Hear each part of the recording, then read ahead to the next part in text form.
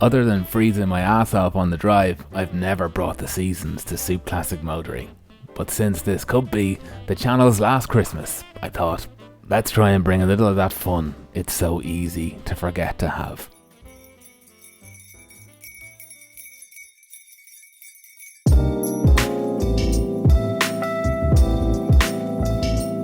Man, with every bit of clean and fix, the glorious shape of this little Lotus just shines brighter and brighter. The underbody has come a long way already. I've gotten some really demanding work done and a few little gems of experimental repairs in here.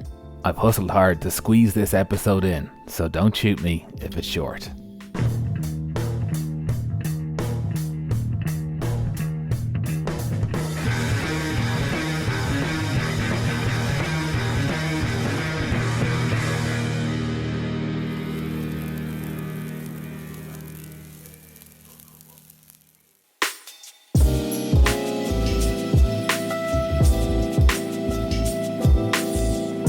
This is some sort of access hole left over from the production process. I have no idea what it was for, but there are a pair of them, one in each footwell, and making it up as usual, I decided to permanently close the holes to delete the steel, using some thin fiberglass cloth as a backing to lay heavier mat up against from the inside.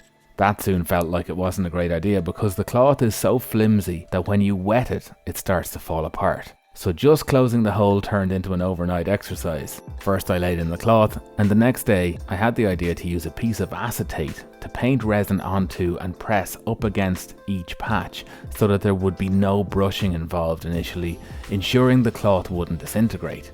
Sheets of acetate, by the way, are what people used to use with overhead projectors, and if you don't know what that is, I'm sure there's some audiobooks on the subject available on cassette.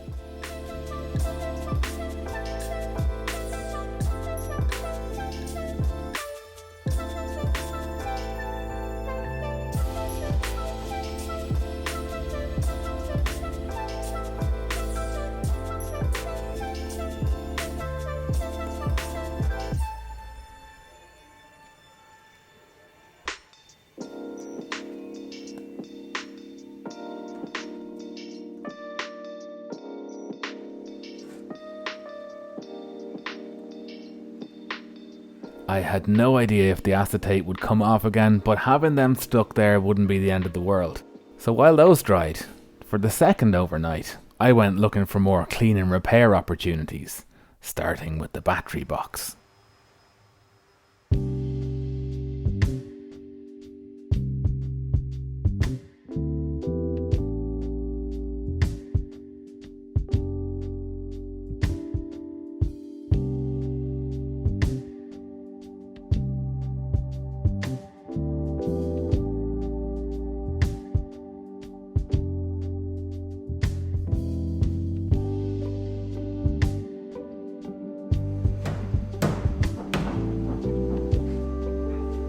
The battery box is riveted but also bonded, and it's something I didn't realise, and boy was it bonded, but I don't mind.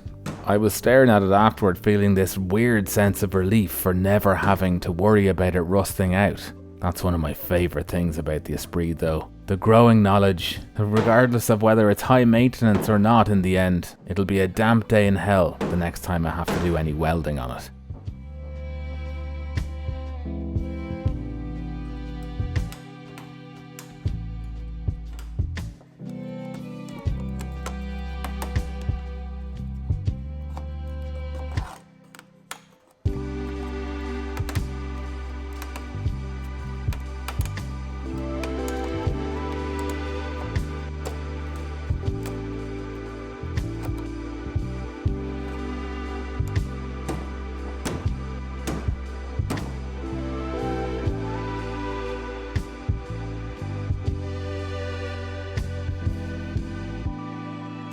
Those wheel wells are crazy tough. The near 50-year-old bitumen clogs sanding discs in seconds, so the path of least resistance is the most resistant.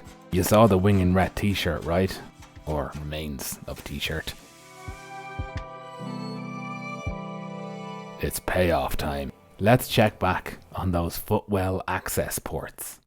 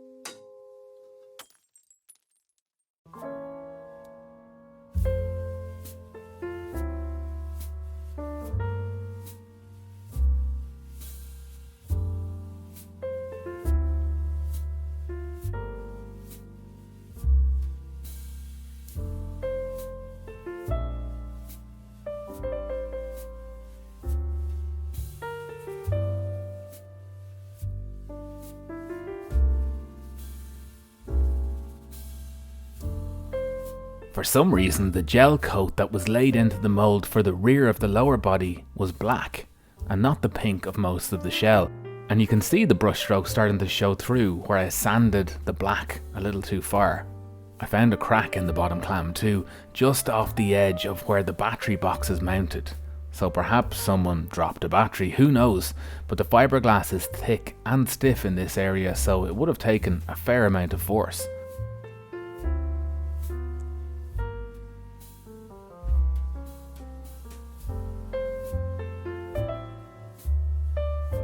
And now it's time for experiment number 2.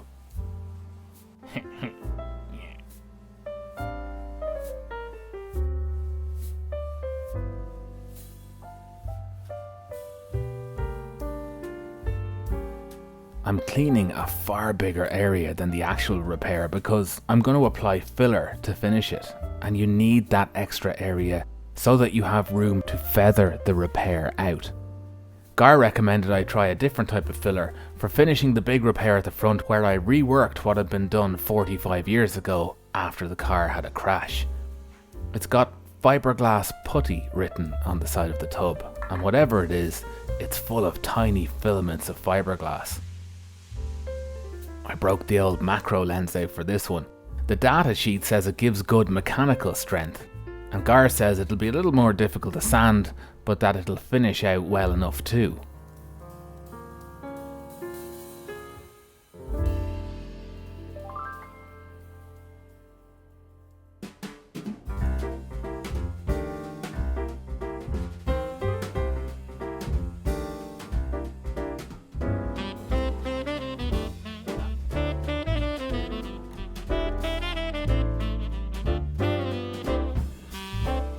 Preparing this repair at the front and the one in the boot floor was as far as I got before I had to down tools, so I'll leave you with that and whet your appetite for the new year by saying that the first job after sanding all this down, if it's not diamond hard by then that is, will be to do a little more work on the rollover hoop so that I can lay the car flat, belly up, to finish the repairs and then paint it.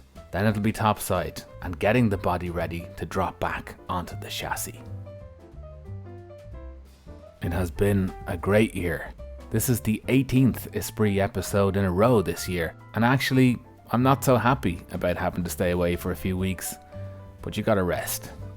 Or it's not a case of if, but when you break down. I'm kept going by the thought of driving this car, and in real terms by the channel's patrons, so I want to take the time to thank new patrons: David Womack, Peter Blumbach, Joshua McGarrity, Lydia Winter, Paul Ralston, Klaas Rolofsson Jr., Marcel Veenendaal, Scott Lennart, Bad Anger, Nigel Blake, and Zeiss Inc. They do very cool fuel sender units. Have to look into those. And thank you to all of you out there lending me a hand from afar. Thanks for the support, the views, the thumbs up, the shares, and for the first time, I wish you a happy Christmas, a productive new year, and for one last time this year, I hope you stay stuck in. Good luck.